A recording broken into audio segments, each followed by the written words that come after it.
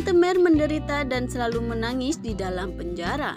Tante Mer kembali dianiaya oleh napi lainnya gara-gara Tante Mer sedih dan teringat akan bayi yang ia buang. Hal itu pun yang membuat para napi ikut geram dan selalu menganiaya Tante Mer karena Tante Mer mengatakan jika dirinya telah membuang bayinya. Assalamualaikum warahmatullahi wabarakatuh. Kembali lagi di channel Indah Tube, di mana channel ini akan membahas, mengulas, dan memprediksikan di setiap episode buku harian seorang istri.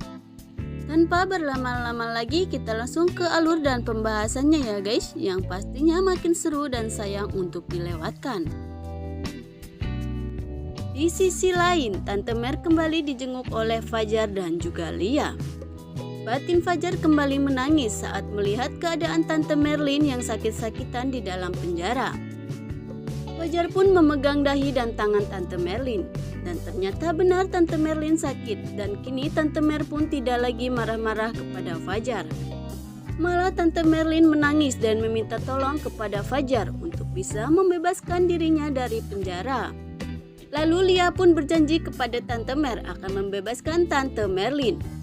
Lia pun mengatakan juga kepada Tante Mer jika Fajar dan Lia telah meminta tolong kepada Bu Farah untuk membebaskan Tante Merlin karena penuntut Tante Mer adalah sahabat dari Bu Farah.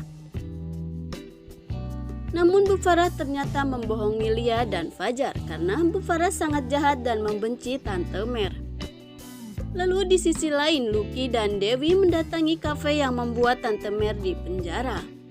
Lucky dan Dewi pun mengecek CCTV yang ada di kafe tersebut, dan ternyata benar saja terlihat jika pencurinya adalah orang lain, bukan Tante Merlin.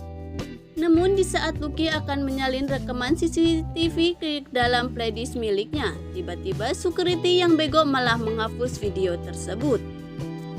Dengan dahil sangat pencet dasar security bego. Namun tiba-tiba Lucky dengan cerdasnya melihat HP-nya dan ternyata HP Tante Merlin telah diaktifkan.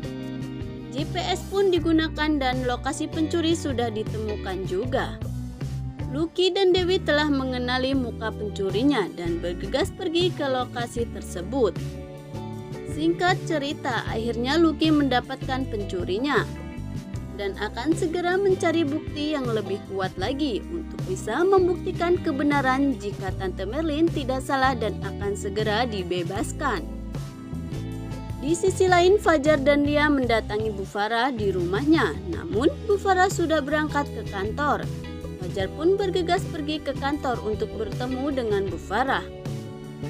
Namun di perjalanan ke kantor, Alia dan Kevin pun mengikuti Fajar.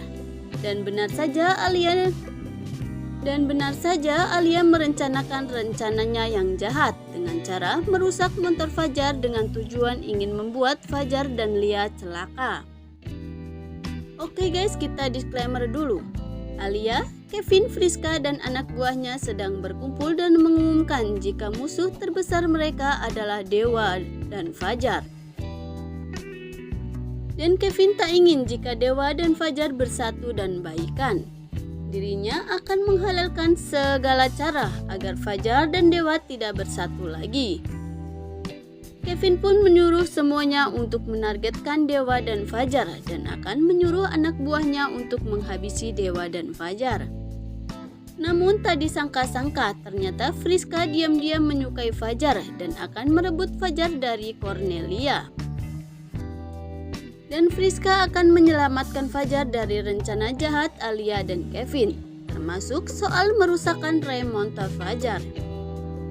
Besar kemungkinan Friska Fajar akan selamat dan Friska akan dibenci oleh Alia dan Kevin.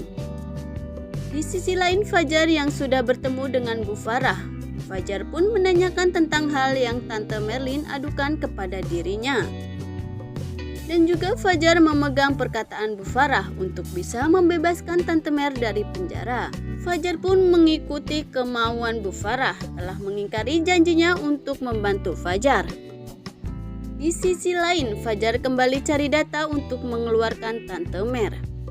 Tiba-tiba Fajar mendobrak salah satu pintu rahasia milik Tante Merlin. Meski Cornelia setelah mengingatkan kepada Fajar jika itu kamar yang tidak boleh orang lain buka. Dan ternyata di saat pintu kamar itu terbuka, tiba-tiba mengejutkan sekali. Karena di dalam kamar itu berisi tentang kamar bayi dan dipenuhi dengan kado-kado. Dan di setiap kado tertulis nomor dan semua adalah 29 kado. Fajar pun menangis dan yakin jika Tante Mer adalah ibunya. Karena setiap kado adalah umur Fajar. Fajar pun menangis dan membuang perasaannya jika Tante Merlin adalah ibunya. Dan tiba-tiba Cornelia pun menangis karena melihat keranjang bayi dan teringat akan almarhum Nanda anaknya. Fajar pun segera menghibur Lia dan mengajak Lia untuk menyekar ke makam Nanda. Adegan sedih sekaligus terharu ya guys. Nah guys, itu tadi sedikit ulasan dan prediksi untuk episode selanjutnya. Saksikan terus Buku Harian Seorang Istri hanya di SCTV pukul 21.00 waktu Indonesia bagian Barat. Dan pantengin terus channel Indah Tube yang pastinya makin setia di sinetron Buku Harian Seorang Istri. Mimin mengucapkan wassalamualaikum warahmatullahi wabarakatuh.